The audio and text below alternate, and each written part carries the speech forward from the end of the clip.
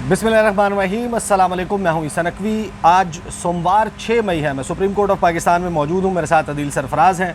अदील सरफराज सुनो टीवी के लिए सुप्रीम कोर्ट ऑफ पाकिस्तान को कवर करते हैं और इस वक्त सुप्रीम कोर्ट ऑफ पाकिस्तान में एक ऐसा केस ज़ेर समात है, उसकी समात का आगाज़ हो गया है। पहले 47 मिनट की समात का अहवाल मैं आपके सामने रखूँगा और ये वो केस है।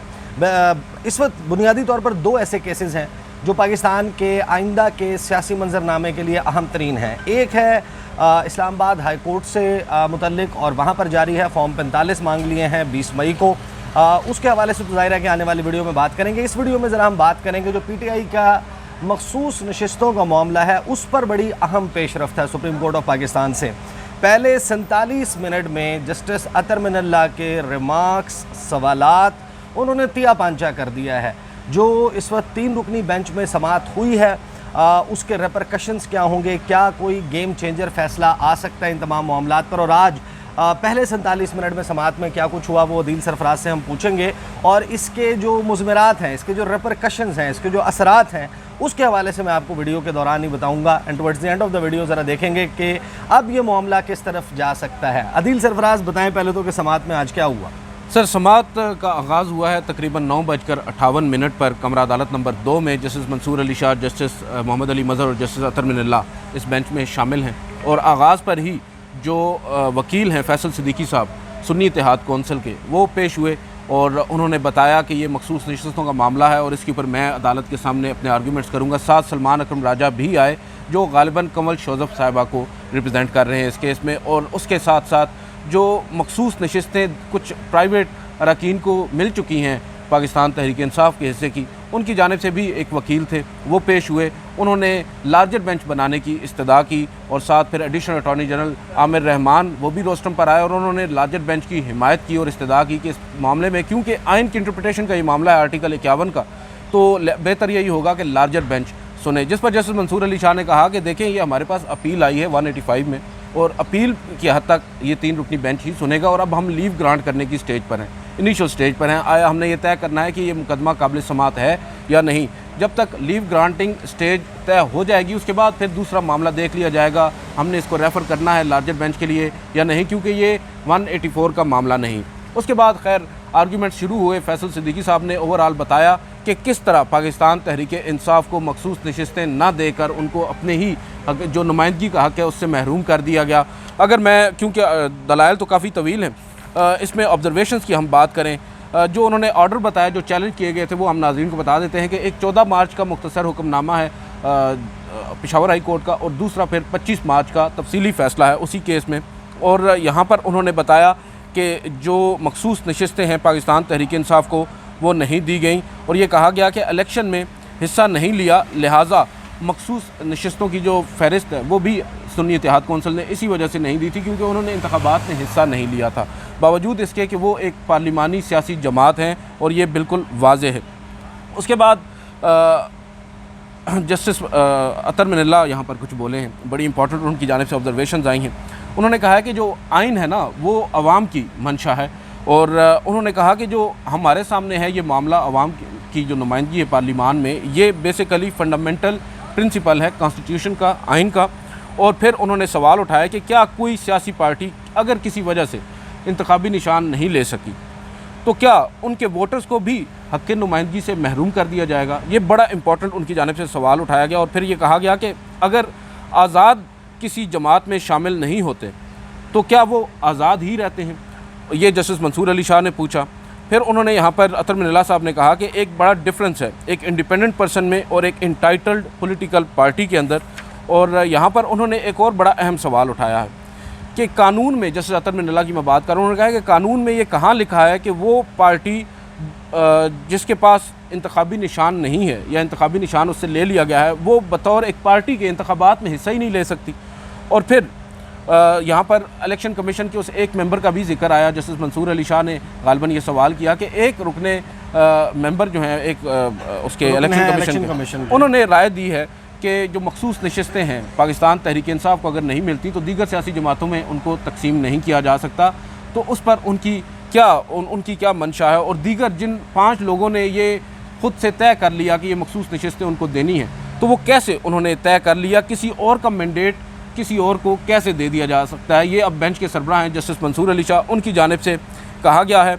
और फिर उन्होंने कहा है कि ये जो पार्टीज़ जो मखसूस नशिस्तें हैं ये रीएलोकेट नहीं हो सकती, जहाँ तक मुझे समझ में आ रहा है, किसी और जमात को। उन्होंने एक बड़ा इंपॉर्टेंट सवाल उठाया। उन्होंने कहा कि हमारे सामने एक सवाल है, एक अजम्पशन है। फैसल सिद्दीकी साहब से उन्होंने सवाल पूछा कि लेट से एक मखसूस नशिस्तें या मखसूस नशिस्तें नहीं, निगरान जो निगरान भी मैं गलत लफ्ज़ इस्तेमाल कर रहा हूँ, जो आज़ाद अरकान असम्बली हैं, आज़ाद अरकान असम्बली की एक पेटेंट तादाद है, और साथ फिर सियासी जमातें जो प्रोपोर्शनल रिप्रेजेंटेशन है उसके तहत जो सियासी जमातें हैं उनको तो मखसूस नशिस्तें बांट दी जाती हैं, मगर फिर एक हिस्सा बचता है जो उन आज़ाद अरकान का है। वो आज़ाद अरकान लेट्स अज्यूम कि उन्होंने किसी सियासी जमात में हिस्सा ही नहीं लिया, किसी सियासी जमात में वो शामिल नहीं हुए, वो आज़ाद ही रहते हैं।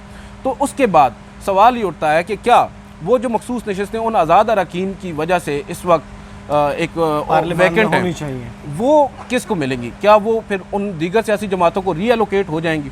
तो उस पर जो फैसल सिद्दीकी साहब हैं वकील, इवन जो चेयरमैन है पाकिस्तान तहरीक इंसाफ के बैरिस्टर गौर, वो भी रोस्टम पर आए, मगर दोनों कंफ्यूज नज़र आए। और ये बड़ा सादा सा सवाल था, उन्हें शायद लगा कि एक ट्रिकी क्वेश्चन है और उसके ऊपर कुछ सोच समझ के वो जवाब देना चाह रहे थे, लेकिन बाद में ये साबित हुआ या ज़ाहिर हुआ कि जस्टिस मंसूर अली शाह दरअसल ये ओपिनियन रखते हैं कि ये मुमकिन ही नहीं है कि आप किसी और की सियासी जमात उठाकर किसी और को माले गनीमत समझकर तकसीम कर दिया जाए। जैसे वफाक में इत्तेहाद में जो हुकूमती इत्तेहाद है उसमें शामिल जमातें, उन्होंने माले गनीमत समझ के लूटा है उन नशिस्तों को, गालिबन 82 नशिस्त। बिल्कुल। और फिर जस्टिस अतर मिर्ज़ा ने एक बड़ी अहम ऑब्जर्वेशन उन्होंने कहा है कि देखिए ये पाकिस्तान की तारीख में पहली बार हुआ है कि एक बड़ी सियासी जमात को इंतखाबात से कबल इंतखाबी निशान से महरूम कर दिया जाए।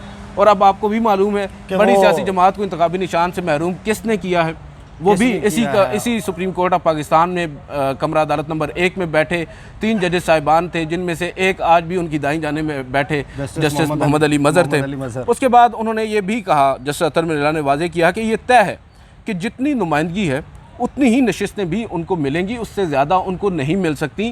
तहम ये क्योंकि आइन की इंटरप्रिटेशन का मामला है और इसके ऊपर ऑब्जर्वेशंस तो बड़ी अहम आई हैं। वक्फा करके जो कहा गया है बेंच की तरफ से और आगे क्या होने जा रहा है, इसके ऊपर बात करने से पहले मैं 2-4 चीज़ें आपको बता दूं कि ये जो केस है ये बहुत अहम इस वजह से है, और पाकिस्तान का जो सियासी मंजरनामा इसके साथ जुड़ा हुआ इस वजह से है कि इस केस का फ़ैसला अगर मखसूस नशिस्तें हुक्मरान इत्तेहाद के पास जो इस वक्त मौजूद हैं वो उनके पास ना रहें और सुन्नी इत्तेहाद काउंसिल को यानी कि पाकिस्तान तहरीक इंसाफ को प्रैक्टिकली जो है वो नशिस्तें मिल जाती हैं, तो उस सूरत में हुक्मरान इत्तेहाद वो अददी अक्सरियत खो देगा जिससे वो विदाउट एनीबडीज़ हेल्प कोई भी आइनी तरमीम कर सकते हैं। और आइनी तरमीम से मुराद ये है कि अब जो चीफ़ जस्टिस ऑफ पाकिस्तान की मुद्दत मुलाजमत बढ़ाने के हवाले से, जजेस की अपॉइंटमेंट के तरीक़ेकार के हवाले से, जो ओवरऑल एक जुडिशल पैकेज जिसकी बातें चल रही हैं उसके लिए अददी अक्सरियत नहीं रहेगी। 18वीं तरमीम में छेड़छाड़ के लिए अददी अक्सरियत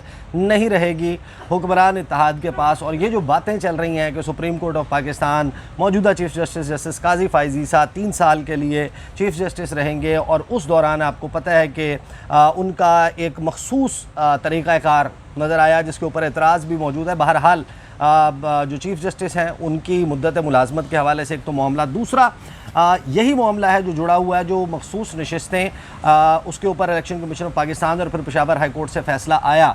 उन मखसूस नशिस्तों के साथ सेनेट का इंतखाब हुआ है, उन्हीं मखसूस नशिस्तों के साथ सदर पाकिस्तान जो हैं वो मुंतखब हुए, और उन्होंने मुंतखब होने के बाद सदर बनने के बाद पहला इजलास से खिताब भी कर लिया, पार्लिमानी साल का आगाज़ भी करवा दिया, गवर्नर्स भी तैनात कर दिए, बहुत सारे डिसीजंस बतौर सदर वो ले चुके हैं। लेकिन उनका इंतखाब जिन लोगों ने किया उनकी मखसूस नशिस्तें क्या उन जमातों की बनती थी या नहीं, उसके ऊपर एक बड़ा सवालिया निशान खड़ा हो जाएगा। सेनेट के इलेक्शंस जो हैं वो उन मखसूस नशिस्तों के साथ हुए हैं, नंबर्स यकीनन मैटर करते हैं उसमें भी। तो वो जो सेनेट का इजलास का इलेक्शन है, जो सदर पाकिस्तान का इलेक्शन है, उसके ऊपर सुप्रीम कोर्ट ऑफ पाकिस्तान फिर क्या जबाइन की तशरीह करेगी। और ये अगर वो एट सर्टन स्टेज ये समझती है कि ये गैर आइनी था कि कि आपने सुन्नी इत्तेहाद कौंसिल को, पाकिस्तान तहरीक इंसाफ को मखसूस नशिस्तों से महरूम रखा, तो उसके नतीजे में जो होने वाले इक़दामात हैं उनका क्या किया जाएगा। और फिर सबसे बड़ा क्वेश्चन ये है, वो है लेजिटिमेसी का। और लेजिटिमेसी के सवाल के ऊपर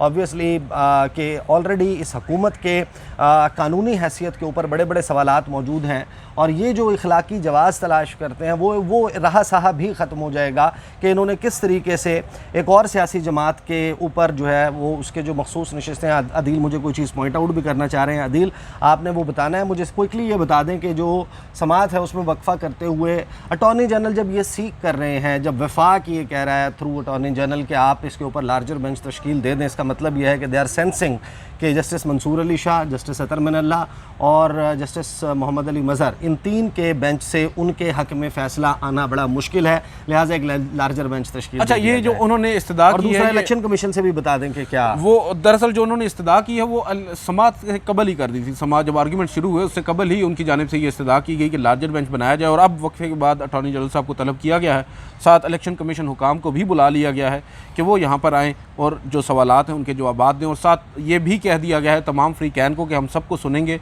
और आज क्योंकि ये लीव ग्रांटिंग स्टेज पर है केस, लिहाजा अपने आर्गूमेंट्स को उस तक ही महदूद रखें। फिर एक स्टे मांगा गया।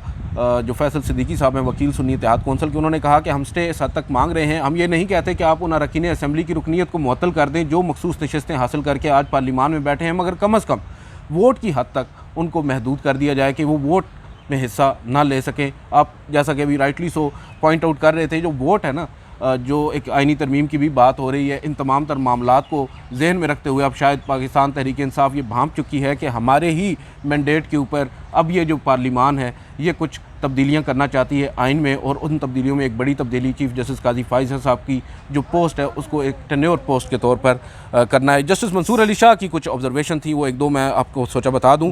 मखसूस नशस्तों की तकसीम का आइनी असूल क्या एक तकनीकी असूल से ख़त्म हो सकता है? ये जस्टिस मंसूर अली शाह की जानिब से ऑब्जर्वेशन है, और उन्होंने कहा कि अगर एक सियासी जमात ने मखसूस नशस्तों के लिए फ़हरिस्त जमा नहीं कराई तो आइन नज़रअंदाज हो सकता है। अब देखिए इससे ज़्यादा बढ़कर क्या होगा, मुझे तो ये लगता है, और जो कल तक यहाँ पर एक बहस चल रही थी कि आपने वो जो सेक्शन 206 है इलेक्शन एक्ट 2017 का, उसके तहत क्योंकि इलेक्शन कमीशन ऑफ पाकिस्तान को वो फहरिस्त नहीं जमा कराई थी कि आपकी मखसूस नशिस्तों पर कौन होंगे, तो लिहाजा इस वजह से आपको तो अब नहीं दी जा सकती। ये थी बेसिकली जो है वो आर्गूमेंट जो हुकूमत देती थी कि देखे ना, इनको तो ख़त लिखा था, अब वो एक जमात थी जो इलेक्शन में प्रैक्टिकली हिस्सा ही नहीं ले रही थी, सुन्नी इत्तेहाद कौंसिल, तो वो कहाँ से इनको जो है वो जमा करवाती। तो ये जाहिर है कि ये जस्टिस मंसूर अली शाह के जो रिमार्क्स हैं ये बहुत अहम है इसके मामले पर, कि एक आइन है, आइन बताता है कि क्या कुछ होना है। क्या आइन को एक टेक्निकल मिस स्टेप की वजह से, जो क्रिएट भी एक अभाम की वजह से हुआ, उसकी बुनियाद के ऊपर क्या किसी सियासी जमात को और उसके वोटर्स को, जिसमें अगर हाफ भी ख़वातीन हैं, तो उनकी नुमाइंदगी कहाँ गई जिन्होंने एक मखसूस जमात को वोट डाले थे, और उनके मुताबिक वो वोट है, उसके नतीजे में जो नंबर ऑफ़ सीट्स उनको मिलना था उसके अगेंस्ट जो ख़वातीन आनी थी वो उनकी जमात की रिप्रेजेंटेटिव होती, उनकी आवाज़ होती, उसको कैसे ख़त्म किया जा सकता है। ये वो सवालात हैं। वक्फे के बाद अब समात जो है वो शुरू होने वाली है। अदील सरफराज भी यहाँ पर है, मैं भी यहाँ पर मौजूद हूँ, समात का बकिया हिस्सा वो भी अटेंड करेंगे, और ये मामला आगे किस तरीके से ओपन अप होता है और इसके असरात क्या होते हैं, इसके ऊपर इंशाल्लाह आने वाली वीडियोज़ में गुफ्तगू का सिलसिला जारी रहेगा। और ख़ास तौर पर जो फॉर्म 45 के हवाले से जो तलब किए हैं इलेक्शन ट्रिब्यूनल ने, जस्टिस तारिक महमूद जहांगीरी, उन्होंने इस्लामाबाद के तीनों हलकों के 38 फ्री कैन जो है उनको भेज दिया है। इलेक्शन कमीशन ऑफ पाकिस्तान से भी मांग लिया है, बाकी उम्मीदवारों से भी।